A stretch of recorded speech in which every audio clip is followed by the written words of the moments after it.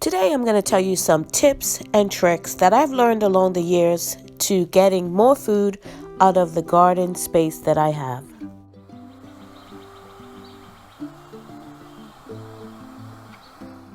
Hello friends, and welcome back to my channel. I just want to thank all my old subscribers and welcome my new subscribers. So if you haven't subscribed, please subscribe and hit that notification bell to be notified when I upload videos. This is my main gardening space here. We started off with 2 small beds in the first couple of years, and then we expanded it about 3 years ago to about double the size we initially had. And that took a lot of planning, a lot of work, but you are definitely able to grow a good amount of food in a smaller area.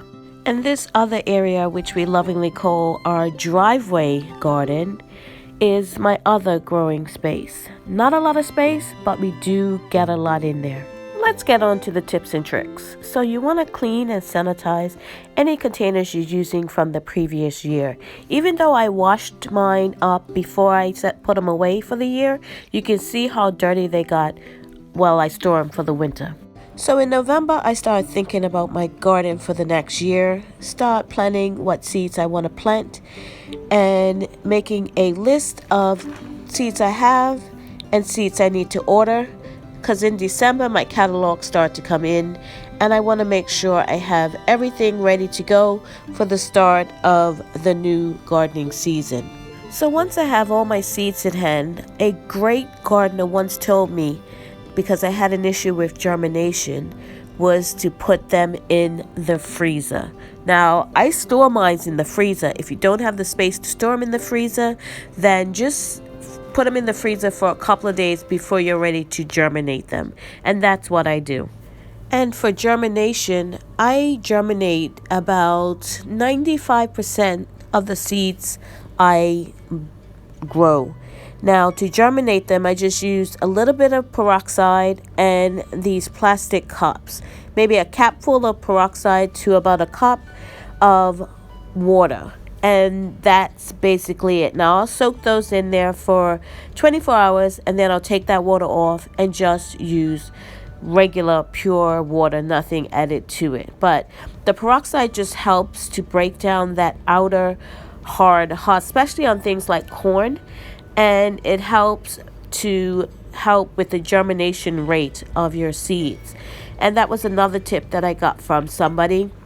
She was a really good friend of mine. She's no longer with us, but she used to do this method and it worked out great. So I've been doing these for the past couple of years and it's worked out great for me. So all I do is a cap full of peroxide and my water, just regular tap water, and I'll fill up my containers, whatever I'm using to germinate my seeds, and then I'll put my seeds in and I'll leave this mixture in here for 24 hours, and then I'll change it out to just regular water until they germinate. And I've gotten a great success with germinating my seeds this way. And as I said, I germinate about 95% of my seeds this way. The only thing I won't germinate this way is things like my arugula, amaranth, and that's about it. That I will just hydrate 24 hours and then just throw it direct sow seed into my garden. And that's how I'll do those kind of crops. But this way I'm germinating, make sure things are going to grow for me and not just go in the ground and rot, which I've had done to me. So these are my peppers. I'm doing it basically about the same way, but I'm putting these right into soil, and the other ones I'm just putting into water until they germinate, and then I'll put them into soil. And I make sure I label everything.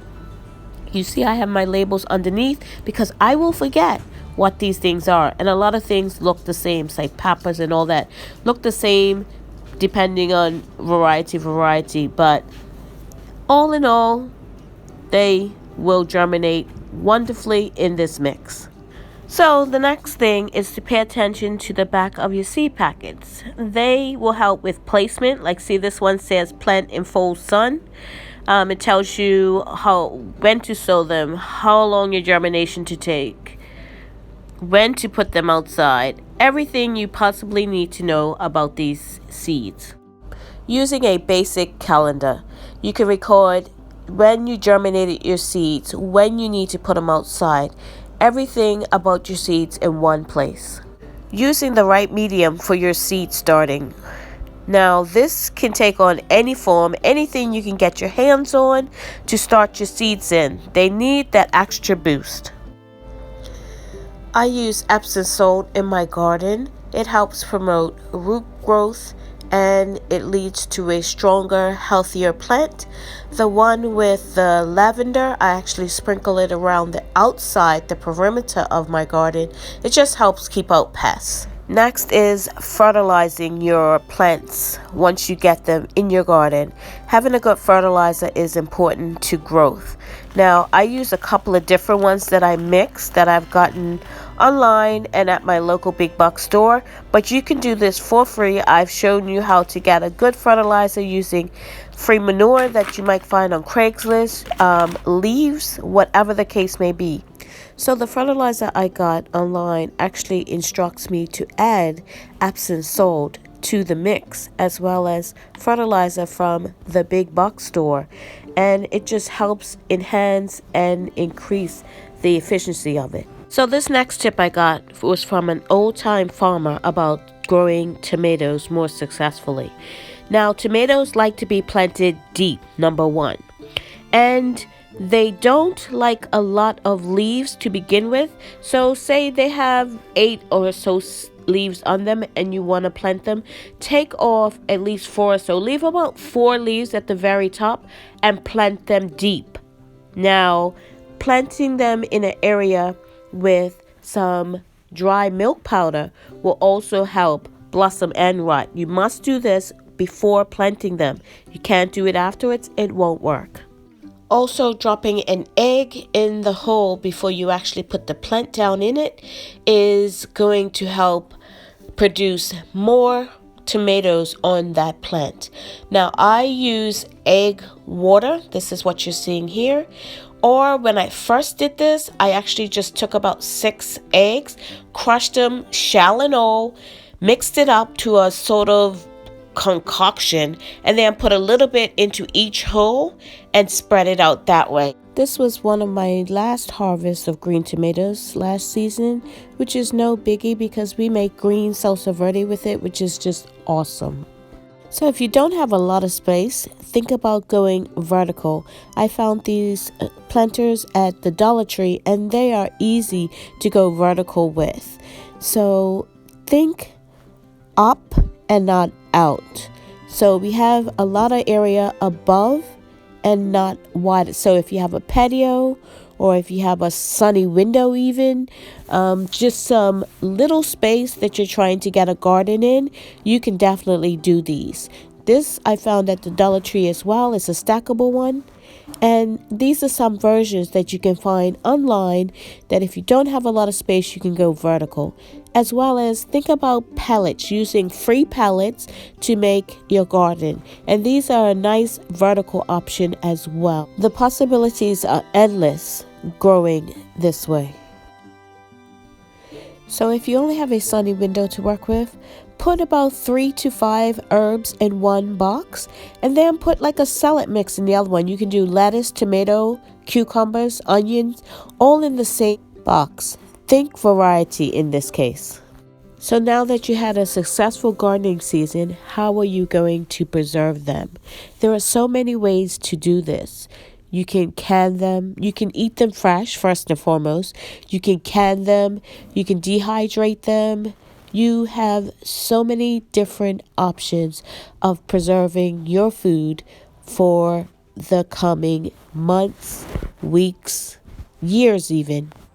So another way of preserving your food is dehydrating, and that's what I'm doing here on this beautiful overcast sunny day here in the Midwest.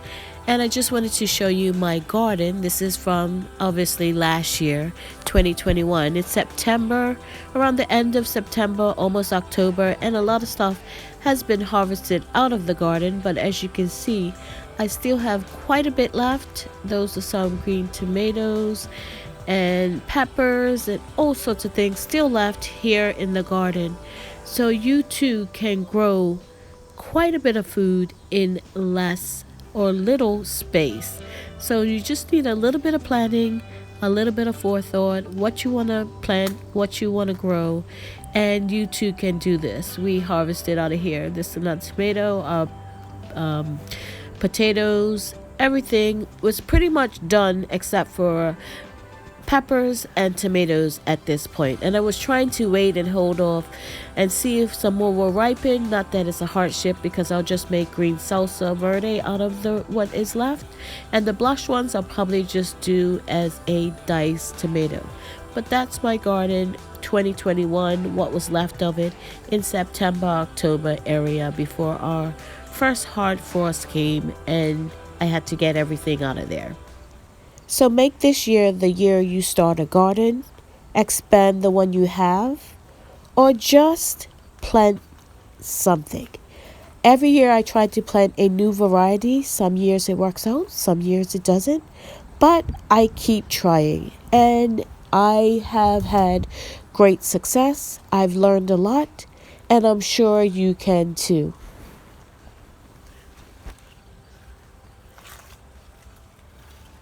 So in 2022, I will be growing more things in pots because my main garden space is just about as big as it can get, with us having a little bit of space for us to use the rest of our yard, because as you can see, we are still in an urban area.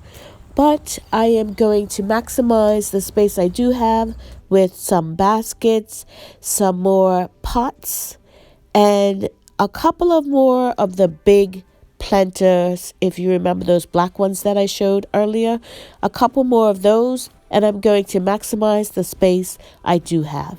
So make 2020 a year that you start. Thank you so much for watching. If you haven't subscribed, please subscribe and hit that notification bell to be notified when I upload videos. Thank you very much and have a great day.